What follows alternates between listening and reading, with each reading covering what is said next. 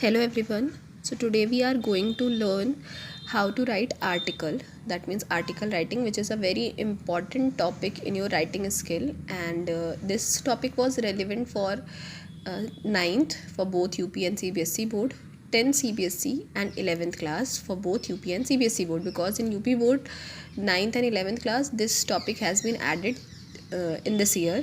So it is important to know how to write article and what is article and what are we going to write in the article.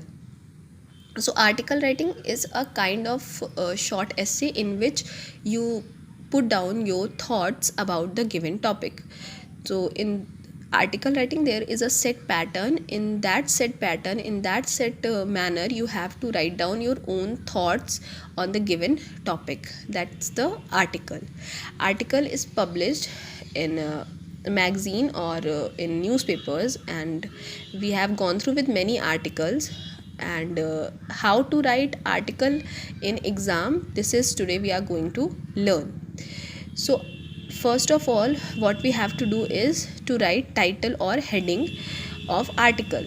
Sometime this title or heading has been given in the question, but sometime they give you a situation and they'll say you to frame a title or heading. So this is easy process, because mostly they give you the title, so this is a not very difficult thing to do.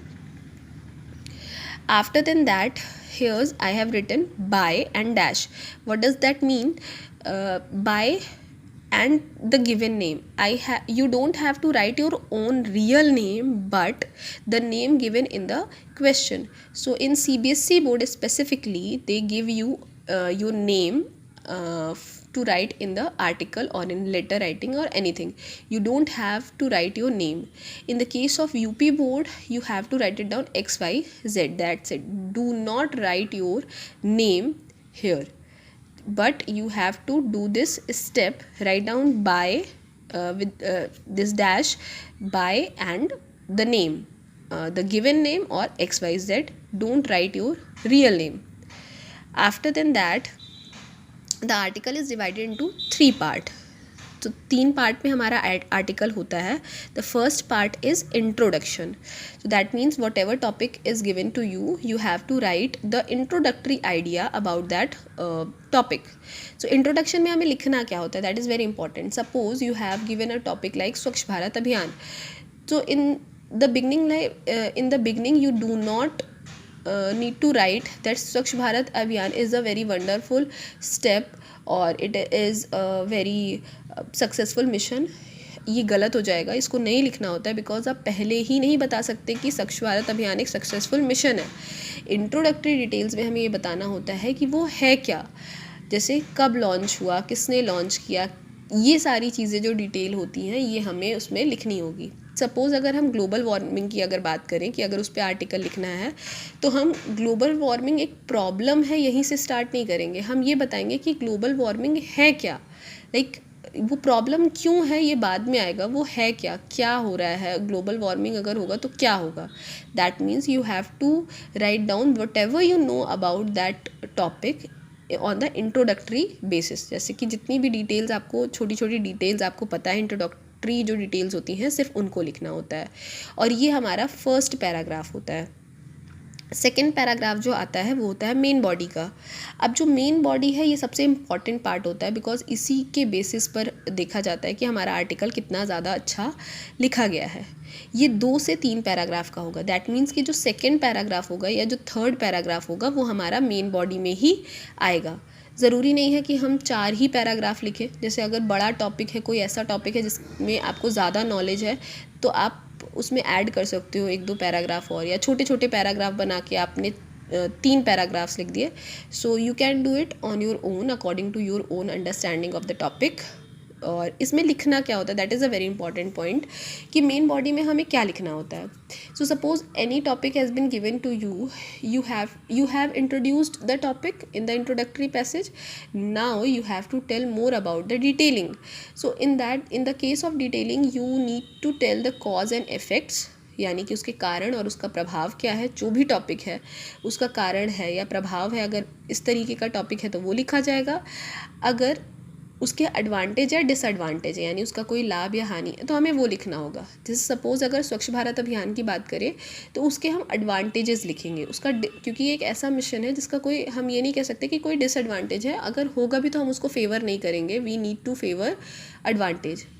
In the case of global warming, और अगर हम pollution की बात करें तो उस case में हम कॉज एंड इफ़ेक्ट लिखेंगे, यानी कि क्या कारण है पॉल्यूशन का और उसका प्रभाव क्या है। ये सारी चीज़ें मेन बॉडी में लिखी जाएंगी।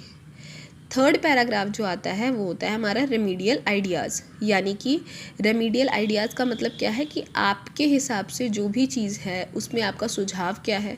अगर आप किसी परेशानी के बारे में लिख रहे हो, सपोज़ अगर आप ग्लोबल वार्मिंग के बारे में लिख रहे हो, तो आपको बताना होगा कि हमें क्या ऐसी चीज़ें हैं जो नहीं करनी चाहिए। जैसे आप बता सकते हो कि कार्बन डाइऑक्साइड का जो इमिशन है वो कम कर देना चाहिए, या हमें पॉल्यूशन किस किस तरीके से रोक सकते हैं, ये सारी चीज़ें आप उसमें बता सकते हो। तो वो होता है आपका कंक्लूजन, यानी कि जिसमें आप अपने पूरे टॉपिक, आपने आर्टिकल क्यों लिखा है, आप इस बात को उसमें कंक्लूजन वाले पैराग्राफ में बता देते हो। अब आपका आर्टिकल कैसे अच्छा लगेगा, बिकॉज ये पैटर्न सब फॉलो करेंगे, but the most important thing, how to make your article attractive so that examiner will be impressed. सो क्या करना होता है, जैसे अगर कोई कोटेशन आपको आती है, आप अपना टॉपिक कोटेशन से स्टार्ट कर सकते हो। जैसे अगर हम स्वच्छ भारत अभियान के लिए देखें तो हम वहाँ पे ऊपर टाइटल के नीचे, यानी जहाँ इंट्रोडक्टरी पैसेज है वहाँ पर हम कोटेशन लिख सकते हैं, 1 स्टेप टूवर्ड्स क्लीनलीनेस, या फिर क्लीन इंडिया, ग्रीन इंडिया। इस तरीके से आप कोई भी कोटेशन के साथ आप स्टार्ट कर सकते हो।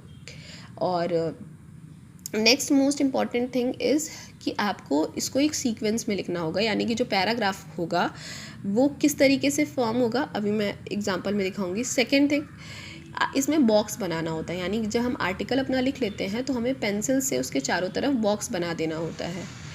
नेक्स्ट थिंग, जो आर्टिकल आता है लिखने के लिए वो 100 to 150 वर्ड्स में होता है। यू नीड टू फोकस कि in on that thing that ज़रूरी नहीं है कि आप एग्जैक्टली 150 वर्ड में लिखो, आपको जो भी वर्ड लिमिट दी गई होती है उससे थोड़ा बहुत एक्सीड करके ही लिखना होता है। ग्रामर पे के भी नंबर होते हैं, इस पर कुछ नंबर ऐसे होते हैं फिक्स जो ग्रामर मिस्टेक्स पे कटते हैं। तो ऐसा नहीं है कि सारा नंबर ग्रामर पे कट जाएगा, नहीं, कुछ नंबर होता है जो ग्रामर पे कटता है। तो प्रैक्टिस करने से वो जो ग्रामेटिकल मिस्टेक्स हैं वो नहीं रहेंगी। तो मेक श्योर कि you need to do practice on that. So here is the question now. इसी तरीके से आर्टिकल का क्वेश्चन आता है। जैसे यहाँ पे मैंने बताया था कि यहाँ अपना नाम नहीं दिया होता, यहाँ दिया होता है। जैसे यहाँ लिखा हुआ है, राइट एन आर्टिकल ऑन स्वच्छ भारत अभियान और clean India campaign, you are Anuj और अनुजा। तो इस तरीके से नाम दिया रहेगा, अनुज और अनुजा। तो if you are a boy write it down Anuj, और if you are a girl write it down Anuja. तो यहाँ पे कोई भी नाम दिया होगा। अगर यूपी बोर्ड में ये नाम नहीं दिया होता है तो फिर हम वहाँ पे XYZ लिख देते हैं। Now this is how you have to write your article.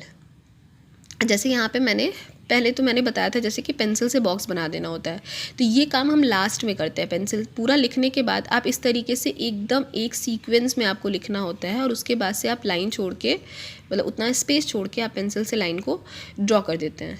उसके बाद से जैसे ये पैराग्राफ हो गया तो मेंशन नहीं करना है या हेडिंग नहीं डालनी होती है इससे की तरह कि इंट्रोडक्शन है या मेन बॉडी कंक्लूजन, ऐसा नहीं करना होता है। आपको हेडिंग नहीं डालनी होती है, वो अंडरस्टूड होता है। जैसे जब पढ़ने के बाद एग्जामिनर को अंडरस्टूड होगा कि यहाँ पे क्या है।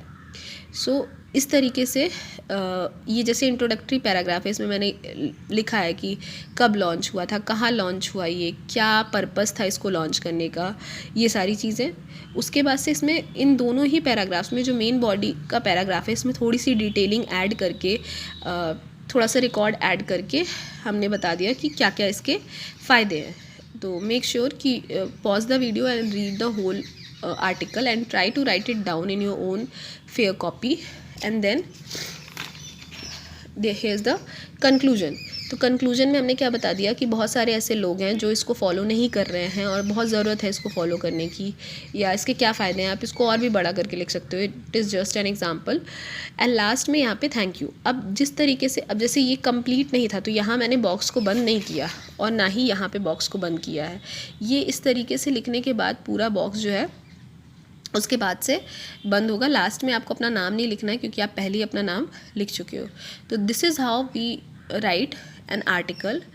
Make sure firstly you write it down this topic only in your own words and according to your own knowledge, and then practice more on any of the topic.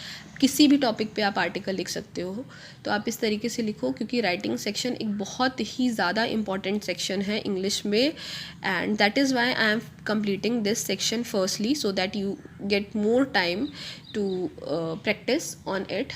And after completing grammar section, after completing writing section, we'll start grammar section for class 9th and class 10th. So if you have any doubt in the understanding, let me know.